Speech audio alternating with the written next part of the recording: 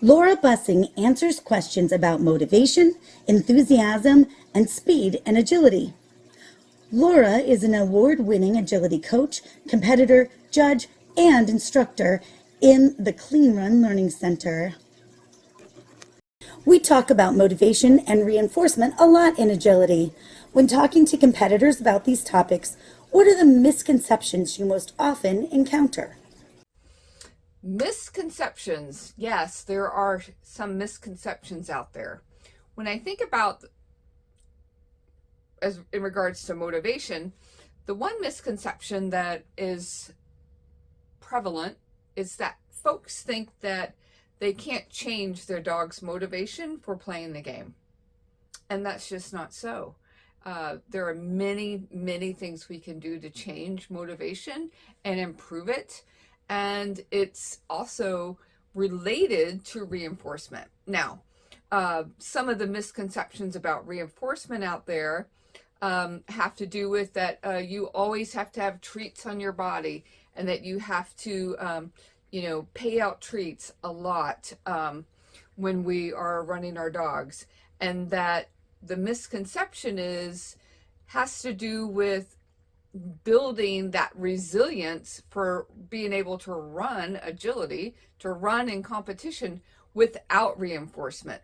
So some of the misconceptions, I think, are truly around not having a thorough knowledge and understanding of creating a dog with resiliency towards reinforcement, and knowing when to reinforce, how to reinforce, and what you're reinforcing. And then, of course, building up intermittent reinforcement and that delayed gratification. So I think there's some misconceptions that kind of circulate around with that. What does error-free training really mean? When you mention error-free training, I think of it in two different forms. First, let's talk about error-free training, meaning that let's say how you set up your training when you are developing skills and getting the dog to grasp certain concepts. You can certainly set up the antecedents so that the dog is likely to be successful with what you're asking them to do. And so that's kind of the error-free training that I know I shoot for when I train my dogs. I do want them to be able to easily figure it out when I'm training new skills.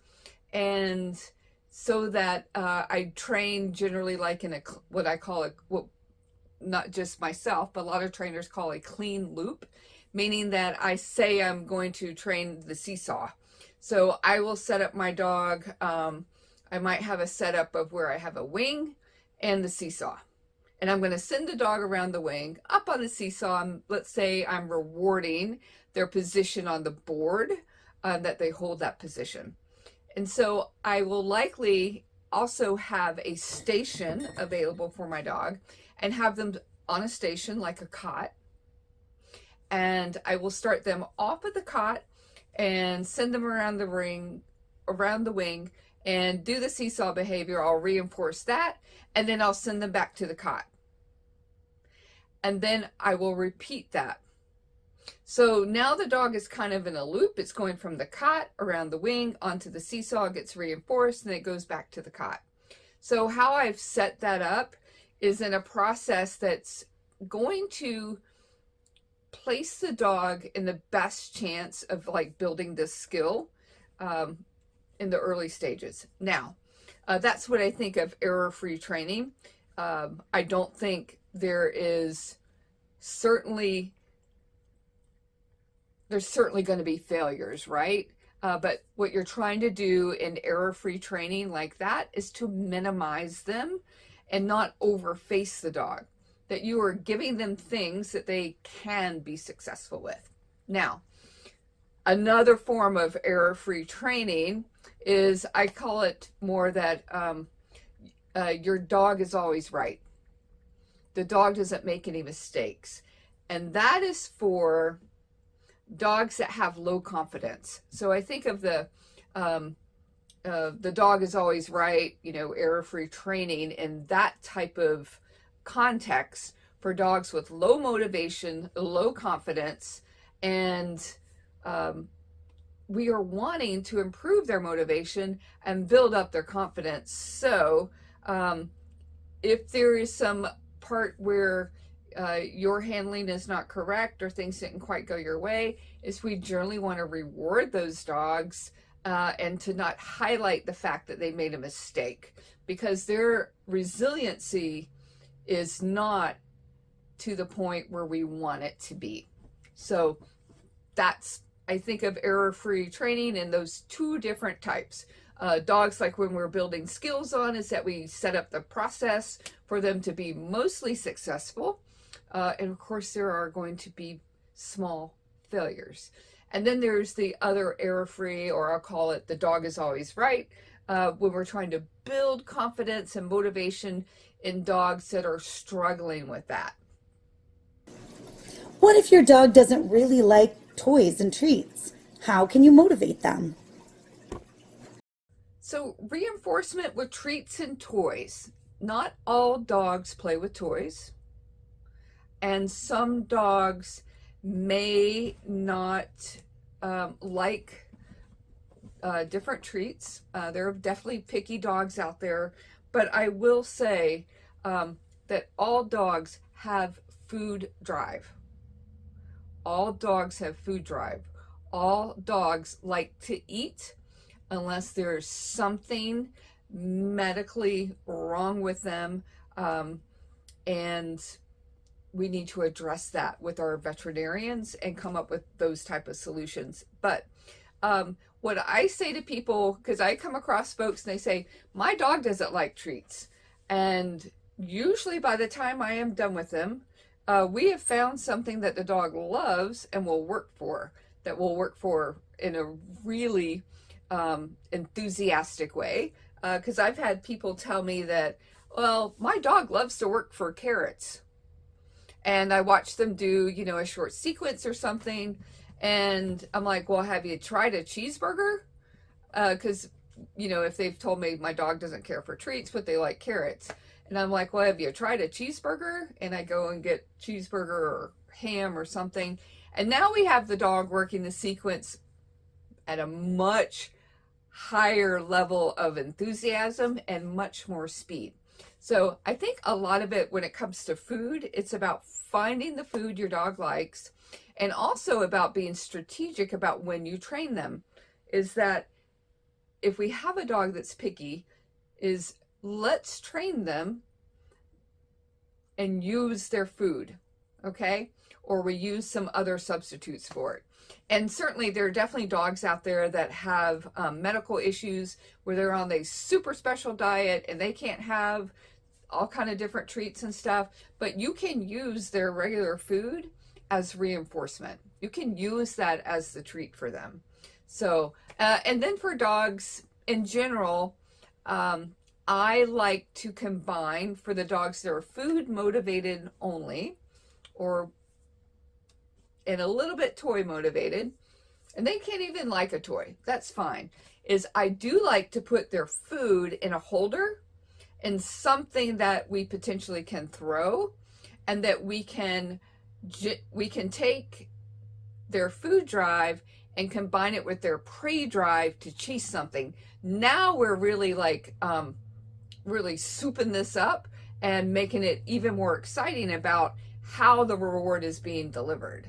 So I've definitely have worked with many different breeds of dogs, and lots of dogs that have had where their owners tell me they don't like treats. There's always something else going on of why they're not taking food, and it's generally stress related. The dog has low confidence, and it's afraid of failure. It's afraid of getting it wrong because it's gotten it wrong so many times in the past, and it's been told this with the handler's body language or withholding of reward and stuff. And so the dog has a lot of mixed feelings about playing agility. So I find that for dogs that are not going to take food, there are some underlying issues that are going on, and then that's just going to be decoding that based on each individual dog. Why are some dogs happy and motivated in practice, but slow at trials? Yeah, so dogs that run pretty fast in practice and they run slower in trials. Why? It all boils down to the environment and the procedures of what happens in competition versus what happens in class. Typically, the majority of folks, they train differently than they compete. They have a different attitude. Their reinforcement is different. The environment's different. It's not as loud. All kind of things, right? Not as many dogs, not as many people. And then in a competition, there's lots of noise, lots of stuff going on, and it's just a more energized environment. And to flip-flop that around, we need to train as we are going to trial, and we need to trial as we train, if that makes sense. So what I'm saying is that you have to start making your training look more like competition to your dog, meaning that you need to use a lot of the same procedures. You need to come up with a really good start routine, a really great end routine. You need to be able to control your dog's arousal level and manage it. And you have to be careful to not hang out in the hot zone, which is the area right in front of the ring or around the ring, and so that your dog's motivation gets depleted. So there's a lot of things that go into why dogs run slower in competition, and it's definitely stress related. The dog it's like, whoa, this is totally different than how we practice. And then there's all these dogs here. There's all these people. It's loud. You are acting different. And I think I better go slow because I'm not sure. This is kind of different. So that's the main reasons why dogs run slower in competition than they may in practice. Learn more about Laura's new course, Fabulous Enthusiasm for Faster Course Times, in the Clean Run Learning Center.